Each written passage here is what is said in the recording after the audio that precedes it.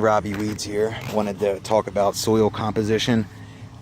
It's good to know the soil composition. There's a graph, a triangle graph that shows you, the percentages of the three types of soil.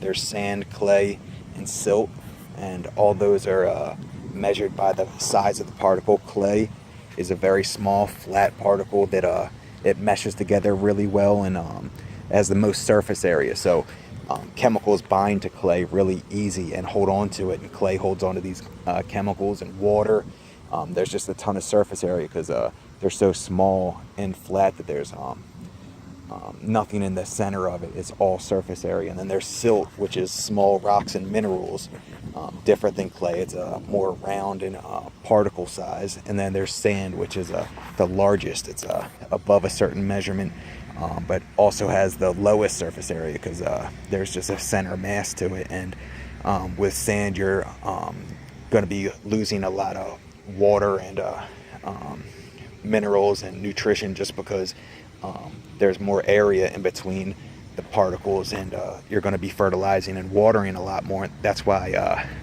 golf courses on greens use a lot of sand, because they can control the nutrition a lot easier because it's leaching out so often. They can get water in and out, let it dry out, have their roots grow and seek out water, then water it again, feed more nutrition. But one way to get a approximate, you could always send in a soil test and get a soil composition test done at a soil analysis laboratory. But one easy, quick way, not exactly quick, but do-it-yourself way, is to take a soil sample just like you would if you were sending it out.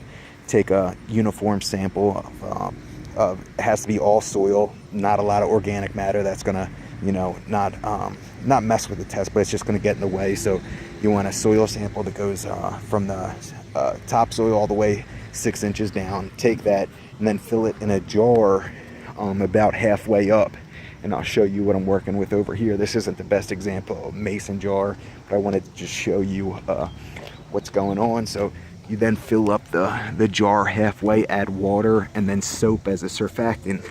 The soap is to break up the particles and allow it to settle at different rates because they're not stuck to each other.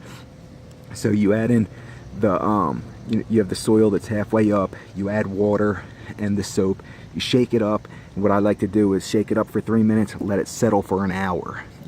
That lets all the sand, everything settle, the big rocks settle to the bottom, breaks everything up. After that hour, I shake it up again for 3 minutes, then let it settle. And that's when I let it settle for the next couple hours. And usually within the first hour, the sand is and big rocks are going to be the heaviest particles, the largest at least. They're going to settle to the bottom. And after an hour or two, the next layer, which hasn't settled yet, is the silt layer, the second largest. And that's going to take up, the middle area. I can't show you on this because this has only been sitting for an hour and a half. But it will break up into 3 layers. You disregard the water, that's not important, other than the organic matter is going to be floating on that.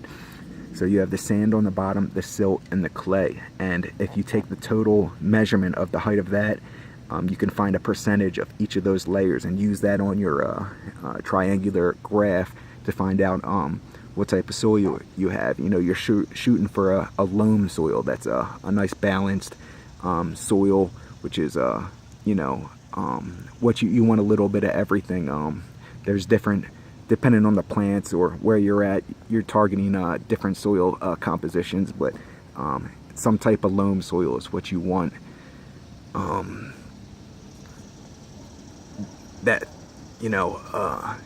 So after you figure that out, then you can compare that to other factors with about the soil, whether soil test, and you could test the pH and do other things. But this is at least get you started. It's something you could do yourself. It costs you nothing, and you could figure out at least a roundabout of the type of soil you have. This is good to test your gardens. You could test your turf.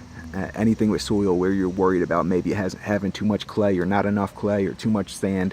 This is a way to at least get an idea in your head of where you're at and where you stand. And this could maybe pique your interest. And if you see something that doesn't add up right, then you go and get a laboratory test done. So, Robbie Weeds out.